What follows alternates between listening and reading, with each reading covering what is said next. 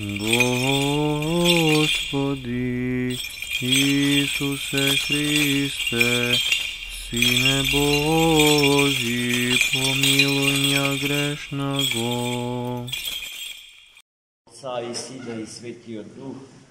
Амин. Возлюбени во Христа Бога, браќа и сестри, денеска се случија неколку важни собитија врзани за историскиот живот на нашиот Бог и Спасител, вистинскиот Бог и вистинскиот човек, Богочовекот Христос. Утрото ја востанови Христос Светата Евхаристија. За Светата Евхаристија сите веќе знаеме дека е ново воспоставен рај на земјава. Зошто? Затоа што во Црквата Божја е повторно засадено дрвото на животот, од кое што се храниме за живот вечен. И тоа дрво, без чии плодови нема вистински живот, е самиот Христос. А потоа Христос не научи дека до спасението и реализацијата на човечката личност, но и на светот во кој што човекот со благослов Божи живее и постои, се доаѓа по пат на смирение. Најпрво, мили браќи и сестри, тој самиот пред да седнат и да ја востановат Светата Евхаристија, им ги собу обувките на своите ученици, им ги изми и со пештир им ги истри, им ги избриша, повикувајќи не сите нас на ист начин да постапуваме, по примерот негов, а тој треба да биде и не смее поинаку да биде во животот наш пример во се и за се. Смирението е патот на спасението, браќи и сестри. Оној што тргнал по тој пат ја победува гордоста, мајката на сите гревови, на сите падови, на сите застранувања, с краја од патот што води во спасение. И потоа Христос на уште по-драстичен начин го покажа своето смирение, кога власта, духовна и цивилна, власта на Кесарот и власта на Синедрионот, ја презедува во своји раце судбата на Богочовекот Христос, изложувајќи ги го на невидени понижувања, плукања, биења со трска, исмевања, влечење за уши, облекувања за подсмев и со подсмев во багреница, во плашт, со црвена боја, која што е одлика или символ на власта на римскиот император. А на главата негова, место вистински венец, односно круна, ставија венец исплетен од трње. И тоа не беше крај. Зашто, избирајќи помеѓу Христа, совршениот човек и совршениот Бог, и вистинскиот разбойник Варава, западниот изговор на тоа еврејско име е Бараба. И ние тој термин го употребуваме за луѓето кои што се вон законот. Велиме дека се бараби, Baraba, odnosno Varavi.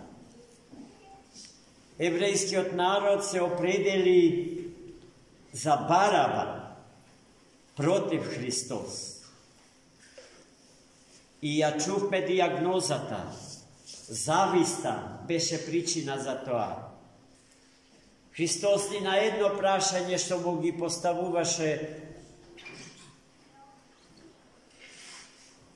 Пилат не одговараше. Ни на едно.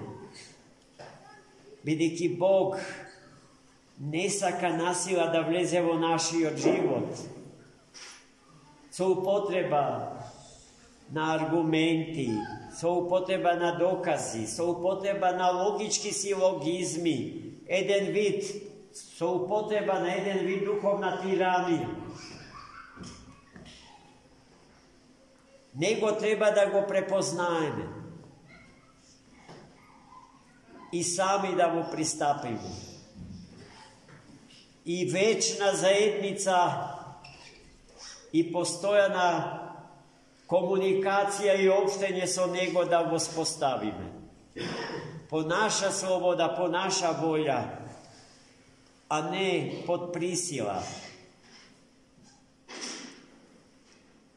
И тоа каква god е присила, Христос не прифаќа на никаква присила. Нема добра присила, нема добар терор, нема добро насилство. И на крајот, уверени дека Варава е подобар избор, на неколкукратните барања на Пилат, Христа Господа да го изберат како личност што ќе биде ослободена од законот на тогашната Римска империја. Тие ги кажа страшните зборови, кои што не смеете и денеска да ги кажете во медиумите и во јавноста. Крвта негова нека падне на нас и на нашите деца. Тоа се зборовите што самите евреи за себе си ги кажат. Сетете се на филмот за Христа Господа. Како се вика тој голем глумец? Мел Гибсон, кој што е по определба христијанин. Се додека инсистираше на овие зборови во филмот за Христа, извлечени од Светото Писмо. Тој филм не смееше да се предава, да се гледа. Услов беше да ги тргне тие зборови. А и тој услов што него му се поставува е услов што ни се поставува на сите нас. Тоа треба да го знаете. Но тие зборови се кажани и од тие зборови бегање нема.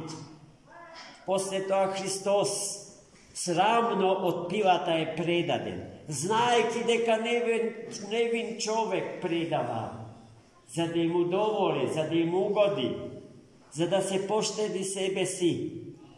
Им го даде Христос. И покрај опомените што ги доби од жена му, цела ног не спав. Бидејќи бев опоменувана да не го осудиш тој невин човек.